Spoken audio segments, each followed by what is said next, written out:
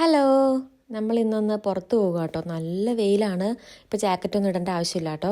അപ്പോൾ നമ്മൾ നേരെ പോയത് H&Mലാണ്. H&Mക്ക് എത്തിയപ്പോഴത്തേക്ക് അമ്മ പെട്ടു. കാരണം അമ്മയ്ക്ക് എസ്കലേറ്റർ കയറാൻ പേടിയാണ്. അപ്പോൾ ഞാൻ കയറി ഇങ്ങ് പോന്നു. അത് കഴിഞ്ഞിട്ട് ആൽബിൻ അമ്മേനെ കൂട്ടാൻ വേണ്ടി തിരിച്ചിറങ്ങി വീണ്ടും പോയി. പക്ഷെ എന്നിട്ട് അമ്മ കയറാൻ വേണ്ടി കുറേ ട്രൈ ചെയ്ത് പേടിയായിട്ട് മാറി നിന്നു. കയറുന്നില്ല എന്ന് പറഞ്ഞുകൊണ്ട് ഞങ്ങളും പിന്നെ അവിടെ നിന്ന് ഇറങ്ങി പോന്നു. അത് കഴിഞ്ഞ് ബീച്ചിൻ്റെ സൈഡിലെത്തിയപ്പോൾ അവിടെ നല്ല ചുറോസ് വിൽക്കുന്നു. ചുറോസ് വാങ്ങിച്ചു. അമ്മ ഇത് ആദ്യമായിട്ടാണ് കഴിക്കുന്നത്.